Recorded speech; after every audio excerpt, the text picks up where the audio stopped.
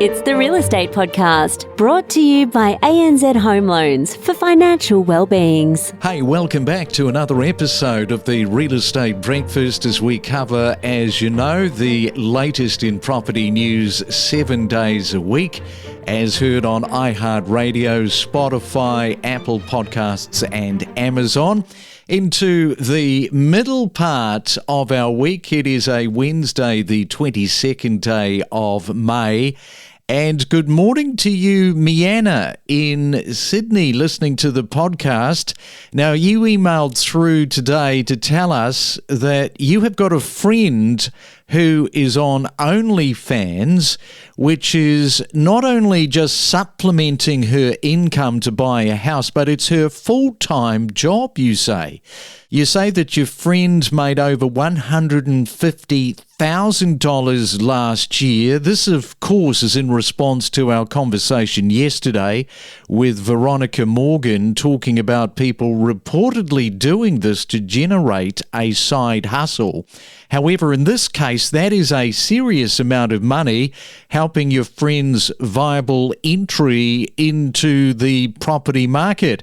And I guess that leads us into what people, especially first-home buyers, are doing to make this additional money. So if you've got a friend or know of somebody who might be doing other interesting, let's say, outside of the box ways of generating money, then please let us know like Mianna did, because it's all interesting stuff. Our email address is myrealestatepodcast@gmail.com. Now, this morning, we are off to wine country in South Australia to catch up with Carly Frost from Harcourts there. And a very good morning to you, Carly. Welcome to the Real Estate Breakfast. Oh, thanks for having me. So that's pretty interesting, isn't it? People sort of turning to all sorts of different ways to generate income. And it seems that OnlyFans has sort of caught people's interest. Oh, it's a bizarre world we live in, but good on her, I guess. I have heard of this happening. There's a girl that takes the old picture of the feet. Apparently that's something that they do, bizarrely enough. Yeah, it's a feet fetish. I don't really understand that fetish, but apparently, yeah, lots of guys like to see. I mean, that's an easy way of generating money, isn't it? Let's take a photo of our feet, put it up on the side, and people pay money for it. Oh, it's an interesting thing that anyone would want to see a picture of a foot, but we're all different.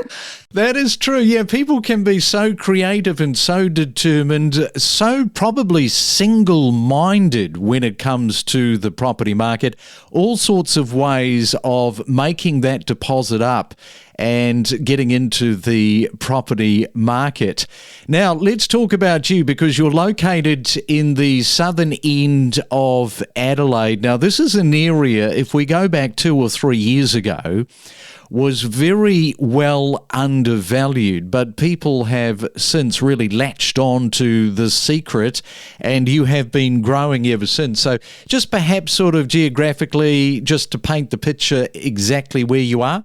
Yeah, so I live in Port Nalunga. I grew up here as a kid. You know, it's a beautiful spot. The beaches down here are just gorgeous. There's some surf. It's got a really cool vibe with cafes, and not far from here is the McLaren Vale wine region. So there's always something to do. It's one of those areas that's busy enough and there's always things to do, but it's not too busy. So it's a bit more of a relaxed lifestyle, say, than your Glenelg or your Henley Beach or your city, but it's still got enough to do. Tell us a little bit about just how much that growth has really taken off, because Adelaide, it has been one of the stories, one of the talking points for the last 2 years, really, just in terms of people moving into the region.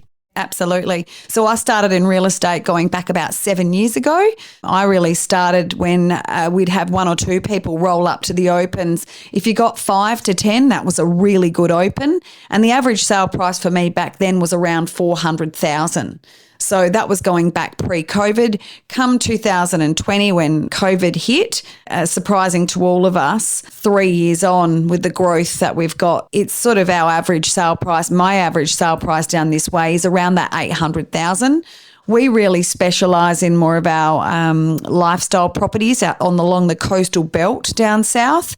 We can sometimes have, like on the weekend, we had 50 groups roll up to like a really entry-level price point, a unit that would have sold for under 200,000 going back 3 years ago, and it's well over the asking and heading up north of 450. So it's also surprising to know that only 3 months ago we sold a unit around that 402 mark, which is really entry-level stuff, and it's grown significantly just in the last 3 months for that particular product.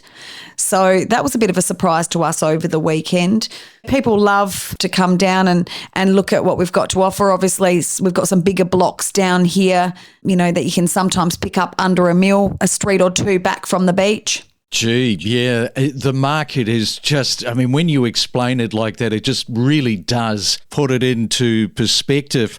All right, we're talking to Carly there in South Australia. We'll come back. We'll talk more property after this. Don't forget to subscribe. We have hundreds of episodes, all designed to help you better understand the constantly evolving and dynamically changing real estate property market. Well, here's a story. Two expat brothers residing in Barcelona in Spain had a distressing ordeal with violent squatters who took over their two properties that they own. They have faced intimidation, theft and violence without effective intervention from Spanish police. In fact, their properties remain occupied by squatters who attacked them, resulting in a broken nose for one of the brothers. And their attempts to reclaim their property has led to their own arrest, with police allegedly showing bias towards the squatters. And under Spanish law, squatters who have occupied a home for more than 2 days and have no alternative housing cannot be evicted without a court order. And to make this worse, this legal process can take up to 18 long, excruciating months to complete. Ready to step up your property knowledge? Access powerful insights with us. And it is a Real Estate Wednesday. We are in South Australia talking to Carly Frost there. And Carly, you were just highlighting the fact of just how much your area has grown since post-COVID. And at the moment, you were telling me that you're into a little bit of renovations. I suspect there's probably a number of people doing that now, given the price, the way that the property has escalated in price. So what are you doing with your reno? Yeah, so we bought another property and moved in going back about 4 weeks ago now.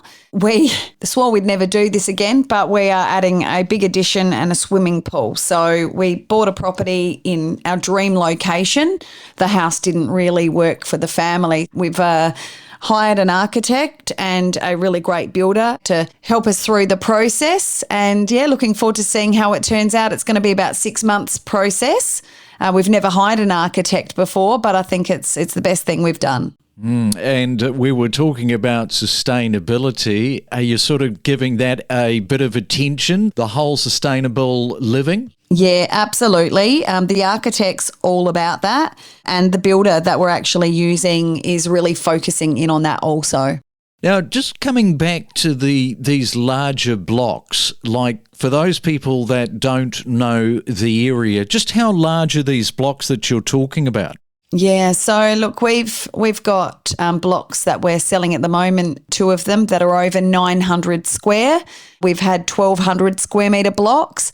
The average block across like Port Noarlunga South, Seaford, Moana, where we tend to work, is around that 700 to 800. We do come across some of the bigger ones also. The block that I just bought was a little over 1,100 square.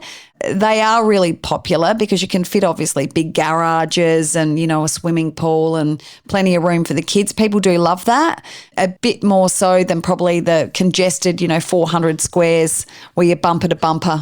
Yeah, and if you've got a block that, let's say, 1,000 square metres, are you able to sort of carve that off? depending which suburb you're in, and obviously the frontage of the block.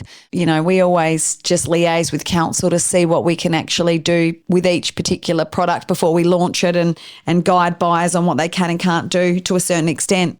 And you were saying that you look at different ways to get people into, I guess, viewing. And what are you doing there in terms of showcasing properties? Yeah, so we always make sure our properties look amazing from the start. We offer a Friday night twilight where we do, the champagne and whatnot at twilight, especially for our esplanade properties or our nice coastal properties that are a bit more of a lifestyle property. It definitely helps. We always do a open on the weekend and then back it up with a Monday evening or a Tuesday evening. That just helps people come back for a second look. But just as long as the property looks, feels, smells good, coastal properties are going really well. All right, so if somebody is looking at perhaps moving into South Australia, into that wine country, they haven't quite got all of their money together, perhaps they just need to take a few photos of their feet and they're there. Well, that's a good option, I guess.